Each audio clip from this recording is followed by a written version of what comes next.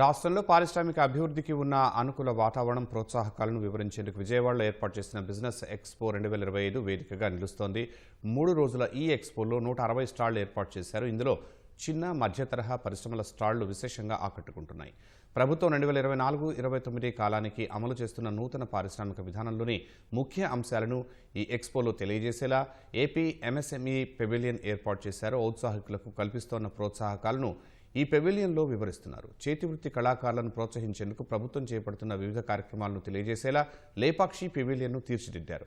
రాష్ట్ర కాలుష్య నియంత్రణ మండలి ఆధ్వర్యంలో ప్లాస్టిక్ వాడకాన్ని తగ్గిస్తూ చేతి సంచులు, ధాన్యం పొట్టుతో తయారు చేసే ప్లేట్లు వంటివి ప్రదర్శనలో ఉంచారు. రాష్ట్రానికి అంతర్జాతీయ గుర్తింపు తీసుకొస్తున్న అరకు కాంటినెంటల్ కాఫీ రుచులు సందర్శకులను ఆస్వాదింపజేస్తున్నాయి.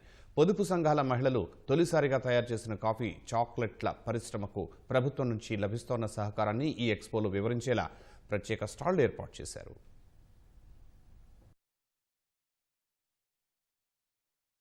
ఈరోజు మనకి సింగిల్ యూజ్ ప్లాస్టిక్ని బ్యాన్ చేశారు. దానికి ప్రత్యేకంగా మనం ఏం వాడాలనే దాన్ని ఇక్కడ మనం డిస్ప్లే చేశాము.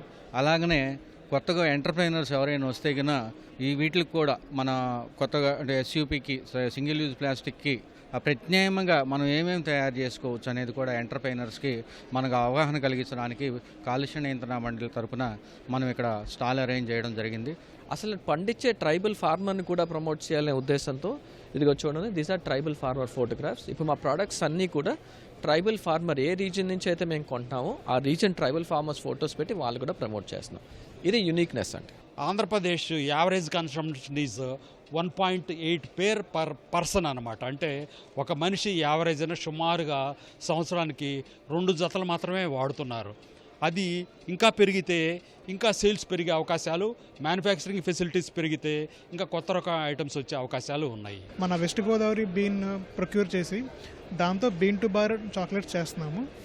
సో మేము ఎప్పటి నుంచి ఆర్గానిక్ ఫార్మింగ్లో ఉన్నాము. ఇప్పుడు ఒక కిడ్స్కి సేఫ్ చాక్లెట్ చేద్దామని చెప్పేసి స్పెసిఫిక్గా మేము ప్రిజర్వేటివ్స్, ఎమల్సిఫైర్స్ లేకుండా మేము ఇవన్నీ చాక్లెట్స్ చేస్తున్నామండి. చాక్లెట్ యూనిట్ పెట్టుకుంటే మాకు మహిళలకి అభివృద్ధి చెందుతుందని మేము కొత్తగా ఇది పెట్టుకున్నామండి. ఇలాంటి చోటకొచ్చి ఇలా స్టాల్ పెట్టుకుని చేస్తే బాగా అభివృద్ధి చెందుతామనండి తీసుకొచ్చి ఇలా పెట్టామండి. తెనాలి డబుల్ హార్స్ మిల్లెట్స్తో పాటు సున్నుండలో ఒకటి స్టార్ట్ చేయడం జరిగింది. ఏదైతే ట్రెడిషనల్ ఫుడ్ ఉందో, ట్రెడిషనల్ వాల్యూస్, అట్లనే మన సనాతన ఆచారంలో ఏదైతే ఒక భాగంగా ఉన్న మన ఫుడ్ కల్చర్, దాన్ని తెనాలి డబుల్ హార్స్ ప్రమోట్ చేస్తూ ఉంది.